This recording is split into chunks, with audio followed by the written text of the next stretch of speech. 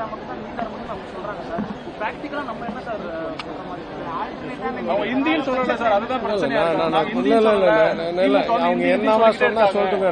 நான் ஏங்க கேள்வி கேட்கிறவங்க ஏற்கனவே சொன்ன பதில் அடிப்படையில் கேள்வி கேட்கணும். நான் தான் சொல்றேன், ஒரு இடத்துல கூட மும்மொழி கொள்கையை வெற்றிகரமாக நிறைவேற்ற முடியாதவர்கள் ஏன் எங்களை கெடுக்கணும் என்றதுக்காகவே சிறப்பாக நடைபெற்றுக் கொண்டிருக்கிறதை மாத்துன்றாங்க. நான் கேட்கிறேன், நீங்க இந்தியன்றதுல 2வது 3வது கேள்வி.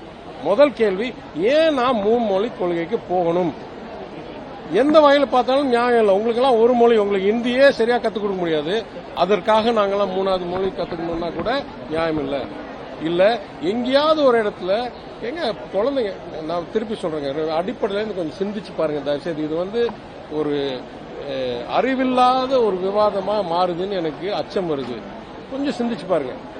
மக்களுக்கு அரசாங்கம் செய்ய வேண்டிய கடமை, அனைவருக்கும் சமமாக கல்வி வாய்ப்பு, கட்டாய கல்வி எல்லாரும் படிக்கணும்ன்றது நீதி கட்சி காலத்திலிருந்து கொள்கையாக வைத்திருக்கிறோம்.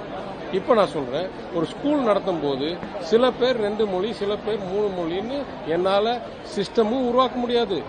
உடனே நானும் பிரிவாக்குறேன். அதனால இளைய வயதுகளில் அனைவருக்கும் சமமான எல்லா ஒரே கல்வி, அறிவியல் இவ்வளோ, கணக்கு இவ்வளோ, மொழி இவ்வளோ, பாக்கி சப்ஜெக்ட் இவ்வளோ, எல்லாத்துக்கும் சமமாக கொடுக்க வேண்டியது அடிப்படை தத்துவம். It is the philosophy of education.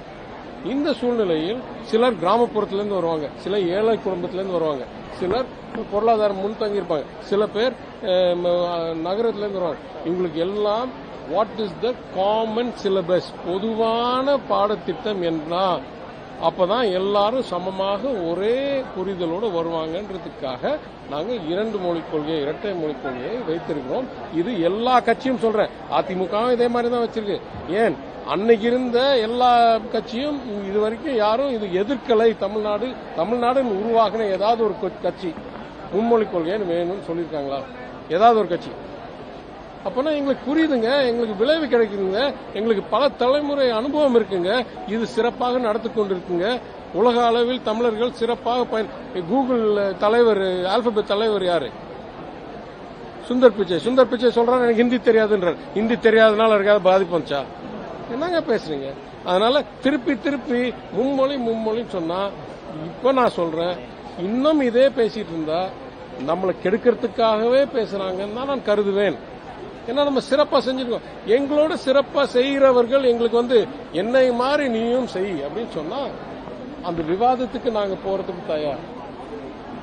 எனக்கு 10% கூட அவங்க விளைவு கிடைக்காதவர்கள் நம்மகிட்ட நீ செய்யறது பத்தாது, இதோட சிறப்பா செய்யணும், உங்கள்கிட்ட எங்க இருந்துங்க அறிவு வருது, உங்கள்கிட்ட எங்க இருந்துங்க தகவல் வருது, உங்கள்கிட்ட எங்க இருந்துங்க ஆதாரம் வருது, இதோட சிறப்பா செய்ய முடியும்னு உங்களால ஒரு மொழி கூட சரியா கத்துக் கொடுக்க முடியல.